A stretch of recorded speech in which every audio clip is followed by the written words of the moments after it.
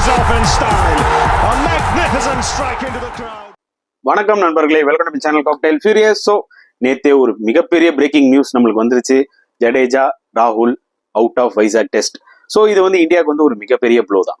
So அதில் பேச்சே கிடையாது. ஸோ ரீப்ளேஸ்மெண்ட்ஸ் யார் யார் பிசிசிஐ அதுவும் அனௌன்ஸ் பண்ணிட்டாங்க. என்ன எக்ஸ்ட்ரா ஒரு பிளேயரையும் ஆட் பண்ணியிருக்காங்க. மொத்தமாக 3 பிளேயர்ஸ் எடுத்திருக்காங்க. இதில் யார் யாரெல்லாம் செலக்ட் பண்ணியிருக்காங்கன்னா வாஷிங்டன் சுந்தர், சௌரப் குமார் அண்ட் ஒரு வழியா சஃப்ராஸ் கான். ஸோ இந்த 3 பேருமே வந்து பாத்தீங்கன்னா S it is a better selections தான் நான் சொல்லுவேன். மேட்ச் டு மேட்ச் செலெக்ஷன்ஸும் சொல்லுவேன். அதாவது மேக்ஸிமம் என்ன பிசிசிஐனால பண்ண முடியுமோ அதை பண்ணியிருக்காங்க கண்டிஷன்ஸ்க்கு ஏற்ற மாதிரி. அண்ட் நம்ம வந்து பாத்தீங்கன்னா 1 by 1 டிஸ்கஷன்ல கண்டிப்பா இறங்குவோம். ஸோ முதல்ல வந்து பாத்தீங்கன்னா நான் வந்து கேஎல் ராகுல் அண்ட் ஜடேஜா அவங்களுக்கு என்ன ஆச்சு ஆக்சுவலி.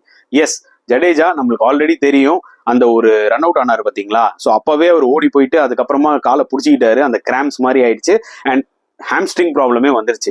லக்கீலி அவரோட ஸ்கேன்ஸ்ல வந்து பாத்தீங்கன்னா அது ஹாம்ஸ்ட்ரிங் புல் மாதிரி தான் சொல்லியிருக்காங்க, தவிர டேர் கிடையாது. கிழிஞ்சிருந்ததுன்னா ரொம்பவே கஷ்டமா இருக்கும், சீரீஸ் ஃபுல்லாவே விளையாடி இருக்க மாட்டாரு.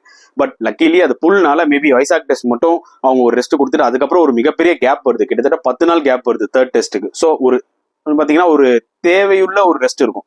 அண்ட் கேஎல் ராகுலுக்கு என்ன ப்ராப்ளம்னா குவாட்ரிசெப்ஸ் அப்படின்னு என்னன்னு பாத்தீங்கன்னா முன்னாடி தொட. ஸோ அது ரைட்டோட ஒரு முன்னாடி தொட வந்து பாத்தீங்கன்னா அவருக்கு வந்து பெயின் அதிகமா இருக்குன்ற மாதிரி கம்ப்ளைண்ட் பண்ணியிருக்காரு. இதே மாதிரியே வந்து பாத்தீங்கன்னா ஐ திங்க் ஆல்ரெடி அவருக்கு ஐபிஎல் ஒரு இன்ஜுரி வந்தது பாத்தீங்கன்னா கிட்டத்தட்ட இந்த மாதிரி தான். ஐ திங்க் அது லெஃப்ட் லெக்லன்னு நினைக்கிறேன். அதனால ஒரு மிகப்பெரிய ஒரு கேப் வந்துச்சு. அந்த இன்ஜுரி அவர் ரெக்கவர் ஆகி வரதுக்கே பல மாசங்கள் ஆச்சு. ஹோப்ஃபுல்லி அந்த அளவுக்கு பெரிய டேமேஜ் இருக்காதுன்னு நினைக்கிறேன். ஏன்னா எனக்கு ஒரு விஷயம் நல்லா புரியுது, it's a long test match series, 5 test match விளாடுறோம். ஸோ அப்படின்னும் போது கேஎல் ராகுல் ஜடேஜாலாம் நம்மளுக்கு ரொம்ப ரொம்ப குரூஷுவல். பேக் டு பேக் உடனே இன்னொரு டெஸ்ட் மேட்ச் இந்த மாதிரி சின்ன நிகழ் இல்லை இன்ஜுரி வச்சுட்டு விளாண்டாங்கன்னா அது ரொம்பவே ரிஸ்க் ஆயிடும். ஸோ அதுக்கப்புறம் ஒரு கேப் வருது. ஸோ அதுக்குள்ள அவங்க ரெக்கவர் ஆக வாய்ப்புகள் நிறையவும் இருக்கு, ரெக்கவர் ஆகாம இருக்கவும் வாய்ப்புகள் நிறைய இருக்கு. ஸோ ஃபிங்கர்ஸ் கிராஸ்ட், அவ்வளவுதான் நம்மளால சொல்ல முடியும். அண்ட் எஸ் இந்தியாவுக்கு அது ஒரு மிகப்பெரிய ப்ளோ தான். ஏன்னா ராகுல் வந்து நல்ல டச்ல இருந்தாரு பேட்டிங்ல. So as a batsman, as a middle order batsman, இந்த ஆப்சன்ஸ் ஆஃப் விராட் கோலி வந்து பாத்தீங்கன்னா கேஎல் ராகுல் வந்து ஒரு மிகப்பெரிய பிளேயர் நம்மளுக்கு இந்த 11ல. ஏன்னா எக்ஸ்பீரியன்ஸ் பிளேயர்ஸ் அப்படின்னு பாத்தீங்கன்னாலே ரோஹித் சர்மா, கேஎல் ராகுல் தான் இருக்காரு. இப்போ விராத்தும் வந்து பாத்தீங்கன்னா தேர்ட் டெஸ்ட் தான் வருவாரு.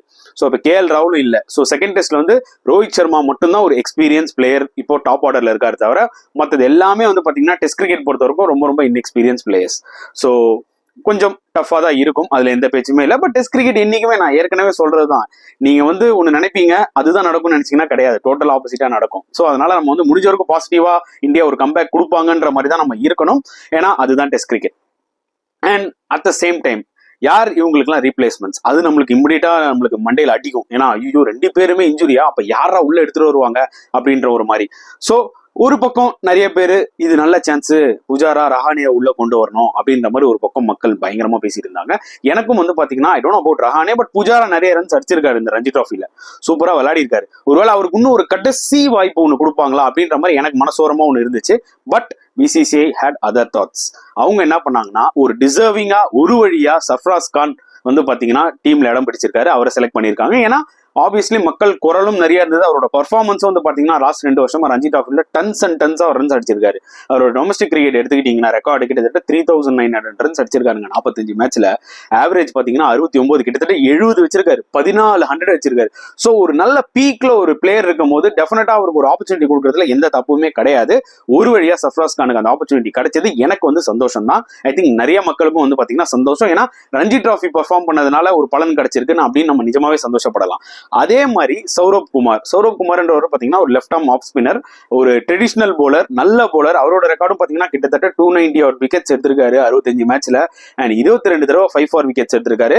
இவர் வந்து பாத்தீங்கன்னா சின்ன பையன் கிடையாது. சஃப்ராஸ் கானாவது 26 வயசு, இவருக்கு 30 வயசு. நல்ல ஒரு அனுபவமான ஒரு டொமஸ்டிக் பிளேயர். ஸோ கண்டிப்பா அவருக்கு வந்து இந்த இந்தியன் கண்டிஷன்ஸ்ல எப்படி போடணும்ன்றது அவருக்கு நல்லாவே தெரியும். இவர் வந்து பாத்தீங்கன்னா அந்த டிபிக்கல் லெஃப்ட் ஆர்ம் போலருங்க, ரொம்ப அடிச்செல்லாம் போட மாட்டார். பிரகான் ஓஜா போடுவார் பாத்தீங்களா, நல்ல ஒரு லூப் போட, அந்த மாதிரி ஒரு போலர். ஸோ ஒரு போலர் ஒரு வெரைட்டி. ஸோ கிட்டத்தட்ட 300 விக்கெட்ஸ் டொமஸ்டிக் கிரிக்கெட்ல ஆவரேஜ் ஆஃப் 24 அவர் எடுத்திருக்காருன்னா அப்போ ஒரு தரமான ஒரு பிளேயர்ன்றதான் நம்ம வந்து புரிஞ்சுக்கணும், especially in Indian conditions. So அதனால சௌரப் குமாரும் வந்து பாத்தீங்கன்னா ரஞ்சி டிராஃபில அண்ட் டொமஸ்டிக் கிரிக்கெட்ல நல்லா பர்ஃபார்ம் பண்ணி திருப்பி டீமுக்குள்ள வருது பார்த்தா ஒரு விதத்துல ரொம்ப சந்தோஷம். நெக்ஸ்ட் 3வது பிளேயர் வந்து பாத்தீங்கன்னா Washington Sundar. So Washington Sundar என்னைக்குமே வந்து பாத்தீங்கன்னா ஒரு தாட்ல இருந்துகிட்டே இருப்பாருங்க. ஏன்னா அவர்கிட்ட இருக்கிற ஒரு பிளஸ் என்னன்னா I can bowl off spinner, at the same time அவர் பேட்டிங்கும் விளையாடுவார். ஸோ கேபாலா அவர் அடிச்ச அந்த இன்னிங்ஸா இருக்கட்டும், அதே மாதிரி 2021 இங்கிலாந்து நீங்க வந்து டெஸ்ட் அந்த 4 மேட்ச் டெஸ்ட் சீரிஸ் வந்து விளையாடும் போது வந்து பாத்தீங்கன்னா வாஷிங்டன் சுந்தர் அந்த சீரீஸ்ல இருந்திருக்காரு, நல்லாவே பெர்ஃபார்ம் பண்ணிருக்காரு. ஆக்சுவலா 50s அடிச்சிருக்காரு, போலிங்லயும் நல்லா போட்டிருக்காரு. ஸோ அதனால வாஷிங்டன் சுந்தர் எடுத்துட்டு வந்திருக்காங்கன்னா அதுக்கு காரணங்கள் இருக்கு. ஏன்னா Jadeja injury, so like to like replacement, கொஞ்சம் பேட்டிங் ஆடணும் போலிங் ஆடணும் அடுத்ததுன்னு பார்த்தா ஆப்வியஸ்லி வாஷிங்டன் சுந்தர் தான் வராரு. ஸோ அதனால இந்த 3 செலக்ஷன் என்ன பொறுத்த வரைக்கும் ரொம்பவே ஃபேரா இருந்துச்சு. ஏன்னா already Rajat Patidar tons and tons of runs அவர் டொமஸ்டிக் கிரிக்கெட்ல அடிச்சாரு, அவரும் ஸ்குவாட்ல இருக்காரு. ஸோ இப்போ பார்க்கும்போது வந்து பாத்தீங்கன்னா ஓகேங்க, இன்ஜுரி எல்லாம் நடக்கிறது சகஜம், ஒன்னும் நம்மளால பண்ண முடியாது. ஆனா அதுக்கு ரீப்ளேஸ்மெண்ட் தகுதியான ஆட்களா, அதாவது டொமஸ்டிக் கிரிக்கெட்ல நல்லா விளையாடிட்டு வந்தவங்களா அப்படின்னு பார்க்கும்போது ரொம்ப சந்தோஷமா இருக்கு இந்த செலக்ஷன் பொறுத்த வரைக்கும் பிசிசிஐ. ஸோ இப்போ யாரு பிளேயிங் 11ல விளையாட போறா அப்படின்ற ஒரு கன்ஃபியூஷன் எல்லாருக்குமே தெரியும். ஏன்னா ஒரு விஷயம் இருக்குங்க, இப்போ நெக்ஸ்ட் மேட்ச் வைசாக்ல நீங்க வந்து ரேங்க் டர்னர் தான் டிசைட் பண்றீங்கன்னா அது கண்டிப்பா நம்மளுக்கு பேக் ஃபயர் ஆகும் வாய்ப்புகள் நிறைய இருக்கு. ஏன்னா இதே டீசென்டான ஸ்பின் கண்டிஷன் ஹைதராபாத்ல நம்ம தோத்துட்டோம். ஸோ ரேங்க் டர்னர் வச்சு கட்சியில நம்மளுக்கே அது ரிவீட் அடிச்சிருச்சுன்னா வாய்ப்புகள் நிறைய இருக்கு. பட் வைசாக் பொறுத்த வரைக்கும் வெரி சிமிலர், எப்படி நம்ம ஹைதராபாத் பார்த்தோமோ அந்த மாதிரி தான் இருக்கும். இனிஷியல் 2 days நல்ல பேட்டிங் இருக்கும், அப்புறம் போக போக ஸ்பின் ஆகும். எனக்கு தெரிஞ்சு ரொம்ப ரேங்க் டர்னரா இருக்காது அன்லஸ் கிரவுண்ட்ஸ்மேன் ஸ்பெசிஃபிக்கா வந்து பாத்தீங்கன்னா பிச்சர் ரெடி பண்ணாதான். பட் எனக்கு தெரிஞ்சு பாத்தீங்கன்னா ஓரளவுக்கு டீசெண்டா இருக்கும் பேட்டிங்கும், அதே மாதிரி ஸ்பின்னும் லேட்டரா எடுக்கும். இந்த வகையில எனக்கு தெரிஞ்சு ஸ்பின்னு தான் எடுக்க போகுதுன்னு இருந்ததுன்னா டெஃபினட்டா ஒரே ஒரு ஃபாஸ்ட் பவுலர் ஜஸ்பிரீத் பும்ராவை மட்டும் வச்சு போகலாம். ஏன்னா நீங்க முகமது சிராஜ் எடுக்கிறது பிரச்சனை இல்லை, அவர் எடுத்தீங்கன்னா அட்லீஸ்ட் அவருக்கு ஓவர்ஸ் நிறைய கொடுக்கணும்.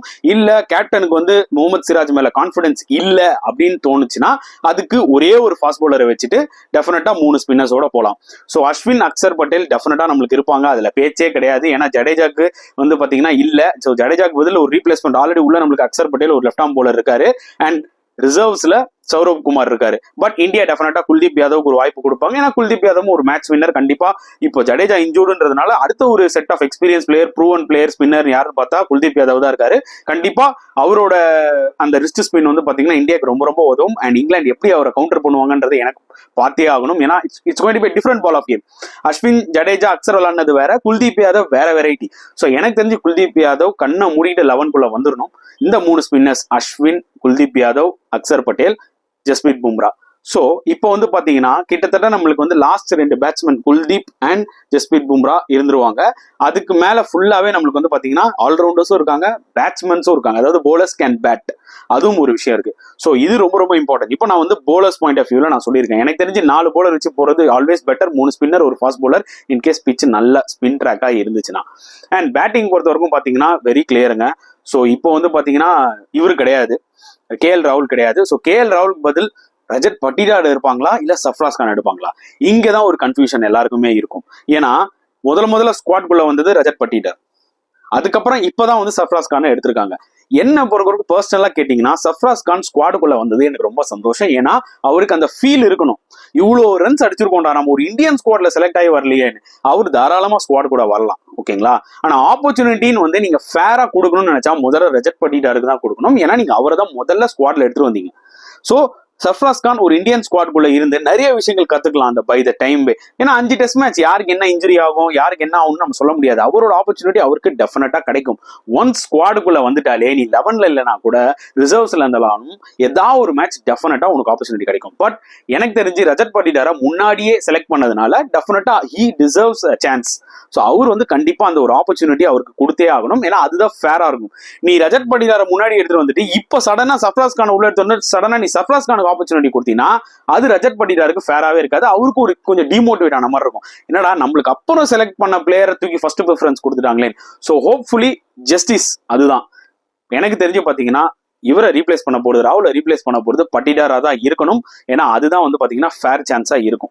ஸோ பொறுத்து இருந்து பார்க்கலாம் எப்படி ஃபேர் ஆக போகுதுன்னு சொல்லிட்டு. ஏன்னா இன்னும் டெஸ்ட் மேட்சஸ் இன்னும் 2 நாள் இருக்கு. ஸோ போற போக பார்த்தா யார் என்ன இன்ஜுரி ஆவாங்கன்றதே தெரியல பிளேயிங் 11ல. ஸோ பொறுத்து இருந்து பார்க்கலாம் அது எப்படி போக போகுதுன்னு சொல்லிட்டு. ஸோ இதுதான் என்னோட ஒரு பாயிண்ட் ஆஃப் வியூ. கண்டிப்பா KL ராகுல், ஜடேஜா மிஸ் பண்ணுவோம். பட் செகண்ட் டெஸ்ட் வைசாக்ல இப்போ ஒரு யங் டீம் வச்சு போவோம். கிட்டத்தட்ட ஒரு யங் டீம் தான். போலிங் வைஸ் எடுத்துட்டீங்கன்னா நம்ம கிட்ட அந்த எக்ஸ்பீரியன்ஸ் இருக்கு. அப்பார்ட் ஃப்ரம் ஜடேஜா, குல்தீப் பண்டாரா அவருக்குமே டெஸ்ட் மேட்சஸ் விளையாடி எக்ஸ்பீரியன்ஸ் இருக்கு. ஸோ எனக்கு தெரிஞ்சு போலிங்ன்றது வந்து பிரச்சனை கிடையாது. இவங்க வந்து நல்லா பெர்ஃபார்ம் பண்ணாங்கன்னா கண்டிப்பா நம்ம இங்கிலாண்டை வந்து வச்சு செய்யலாம். பட் போலர்ஸ் எப்படி ஃபர்ஸ்ட் டெஸ்ட் மேட்ச் மாதிரி கொஞ்சம் நெகட்டிவா போலிங் போட்டாங்களோ ஒரு மாதிரி பாடி லாங்குவேஜ் புவரா இருந்துச்சுன்னா கண்டிப்பா இங்கிலாந்து நம்மளை வச்சு செஞ்சிருவாங்க. அண்ட் ரீப்ளேஸ்மெண்ட்ஸ் நான் சொன்ன மாதிரி வந்து பாத்தீங்கன்னா மேன் டு மேன் ரீப்ளேஸ்மெண்ட்ஸ் தான், எல்லாருமே பெர்ஃபெக்ட் ஆனவங்க. பட் யார் 11ல விளையாட போறாங்கன்றது என்னோட பாயிண்ட் ஆஃப் வியூ நான் சொல்லிட்டேன். உங்களோட கருத்துக்களை தாராளமா கமெண்ட் செக்ஷன்ல போடுங்க. அண்ட் இந்த வீடியோ பிடிச்சா லைக் பண்ணுங்க, ஷேர் பண்ணுங்க, முடிஞ்சா சப்ஸ்கிரைப் பண்ணுங்க. ஸோ நெக்ஸ்ட் வீடியோல பார்க்கலாம் ஃப்ரெண்ட்ஸ். அன்டில் தென் பாய்.